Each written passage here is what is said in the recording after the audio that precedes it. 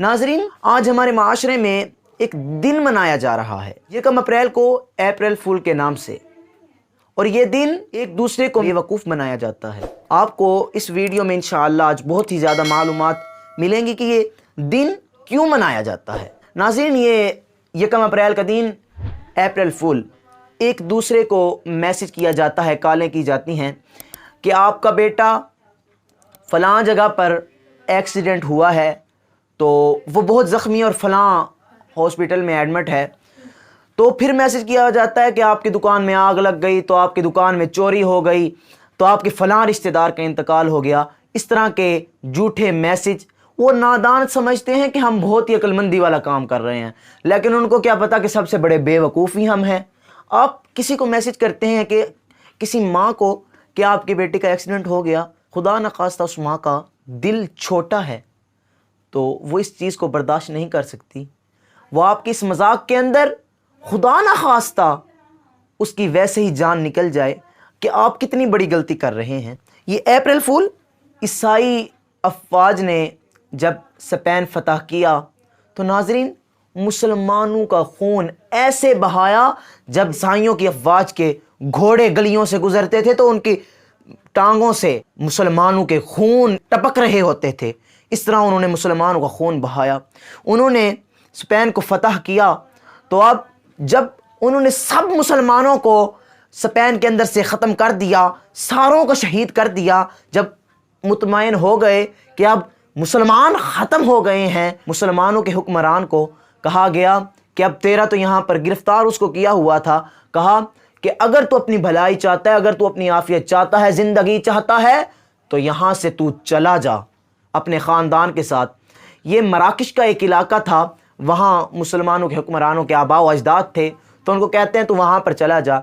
जब फिर ये ईसाई अफवाज उस इलाके से तकरीबन 20 किलोमीटर पहाड़ों के एक इलाके में छोड़ आती है, जब मुसलमानों के हुक्मरानों को निकाल कर फिर तलाश शुरू हो जाती है कि अभी भी तो कोई मुसलमान बाकी नहीं रहा। मुसलमान कुछ इलाकों में चले जाते हैं और अपनी शनाख्त को छुपा कर रहना शुरू कर देते हैं, लेकिन अब उनको शक था कि अभी भी मुसलमान हमारे मुल्क में हैं। उन्होंने एक साजिश शुरू की कि हम मुसलमानों को जो बाकी रहते हैं हम उनको कैसे मारें। उनकी मुशावरत शुरू हो गई और उन्होंने जो मशवरा किया कि ऐलान करवा दिया जाए, जो भी मुसलमान अभी स्पेन में बाकी रहता है उसको हम खैरियत से, आफियत से जिस मुल्क में कहेगा हम उसको वहाँ पर भिजवा देंगे। कई बहनें थी, कई भाई थे, कई बच्चे थे, तो उन्होंने कहा अब तो स्पेन में अमन है, तो अब हमें कोई डर नहीं। बग़ैर किसी डर के सामने आ जाते हैं। मार्च के अंदर ऐलान होता है, मुसलमानों को इकट्ठा किया जाता है, पूरे मार्च में ऐलान होता रहता है कि हम आपको खैर से, आफियत से, जिस मुल्क में आप कहेंगे हम भिजवा देंगे। यहाँ पर पूरे मार्च में मुसलमानों की अच्छी खातिर तवाज़ो की जाती है। जिस तरह वो कहते हैं वैसे होता है। मुसलमान बड़े मुतमईन कि अब तो हमें किसी चीज़ का डर ही नहीं।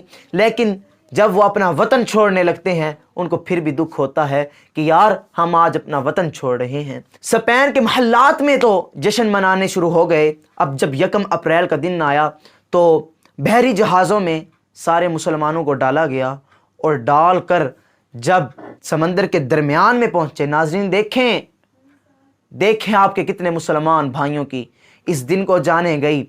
अब समंदर के दरमियान में लाकर और सारों को शहीद कर दिया गया।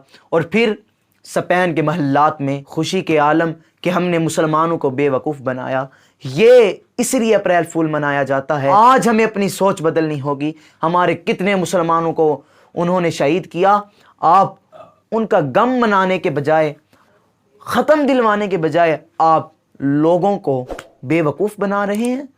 तो सबसे बड़े बेवकूफ़ आप हैं जो आप मैसेज कर रहे हैं। मैं तो फिर मानता नहीं कि मुसलमान के भाई हैं।